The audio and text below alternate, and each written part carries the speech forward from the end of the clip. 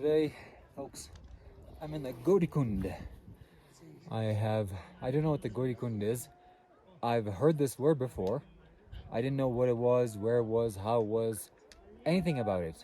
But months or years ago, I heard this word, Gaurikund, and I couldn't stop saying it. It's just such a lovely word, Gaurikund. Gaurikund. I just kept saying it. I don't know what it is, where it is. I didn't even know it was a lake.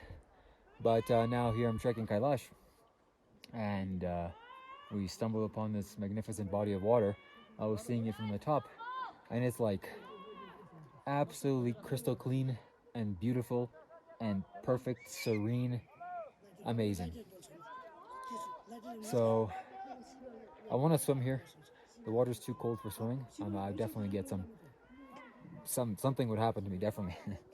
So I don't want to experience that. But the history of this is that, from the little that I know, and from what people have told me, is that this is Parvati's bathing place. This is where she bathed. Parvati, of course, is none other than Shiva's wife. So she would come here and she would swim and she would bathe, and things happened here. And that lake gathered this kind of quality. It's a very royal type of energy. And imagine 70,000 years ago, no pollution, no garbage, no junk, just the pristine, fresh, clean water. And you jump in. It's very deep, by the way. You can dive in straight away. You go swim for a few laps. The water is absolutely crystal clean, energetic, alive.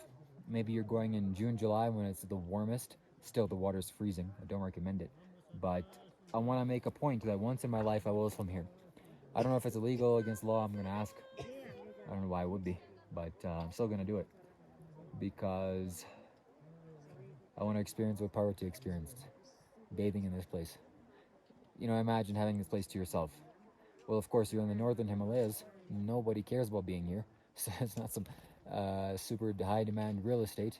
You're in a place where pretty much every single day is freezing, except a few winter weeks or months.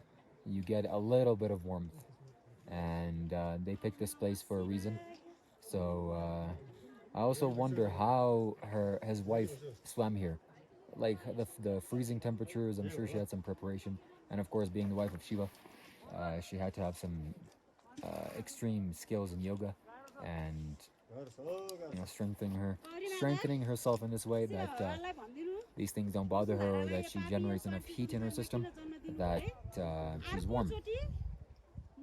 Nice. So I'm glad some got onto the camera exactly at the camera lens. Maybe you can see it.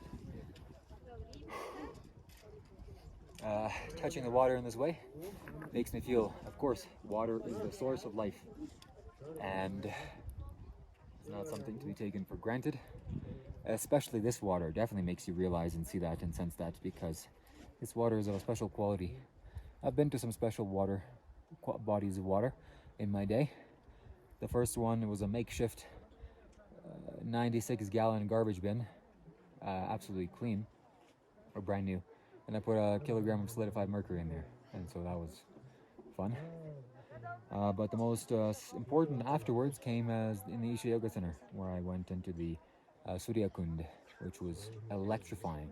You walk out of there and it's like you just had the most cleanest, pristine cup of coffee, but no buzz, no side effects. You're just wide awake, vibrant. And it's not because it's cold, it's underground, it's submerged water. I've taken thousands of cold showers. It's not a cold shower, it's something else. It's because there's 3 600 kg solidified mercury lingams that are energizing the whole water. That's the second time. And the third time, of course, is showered with the Ganga River in Rishikesh, and then I also swam in the Ganga. That was also, wow, that's powerful. And now this is the fourth. Yeah, I would imagine swimming in here would make you feel more beautiful, make you feel more alive, more ecstatic, all those things. I'm just curious and wondering why nobody's swimming here. So,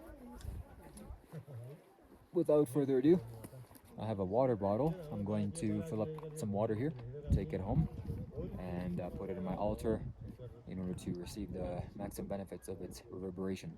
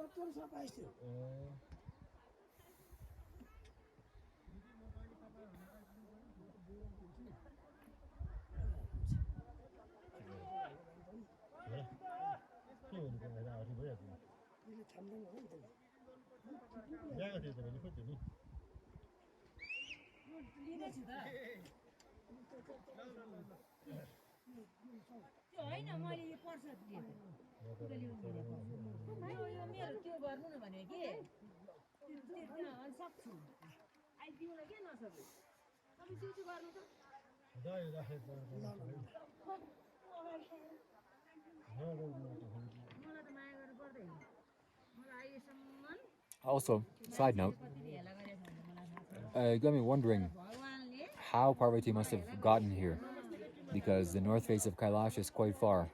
It took me 3 or 4 hours to get here, and it's a very steep incline. So either she was so acclimatized that it was just like no big deal, it was a commute, like a morning commute to work. Oh, you just gotta go for a little run or for a little jog, and you're there.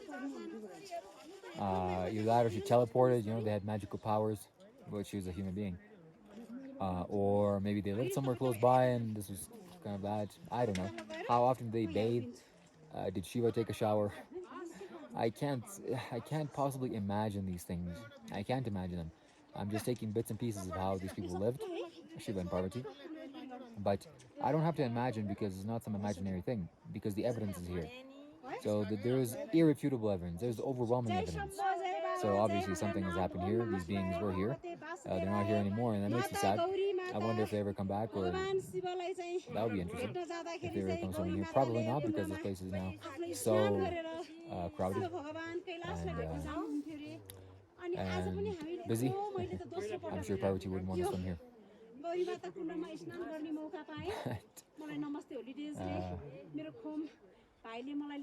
Yeah, I'll let you enjoy the view for a few seconds or moments, and then I'm going to end the camera and fill this up. Cheers. Thank you for watching. Have a nice day.